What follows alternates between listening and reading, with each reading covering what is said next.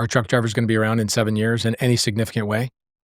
Okay, so how many people work in truck driving? 7 million people are in truck driving, 7 million between driving and logistics. In 7 years, 10% of those people have a job, 10%. So you're looking at 6,100,000 people are going to lose their jobs in trucking. Where are they going to go? Like, I'm more worried right now about UBI and what the government's going to have to do with these people than I am about anything else. What's happening in 5 years right now, and what do I need to own to benefit from it? What do you think is going to happen? Everybody's losing their jobs. And where are they going to go? What are they going to do? That's my question to you. What do you guys think is going to happen with all these employees that are going to lose their job?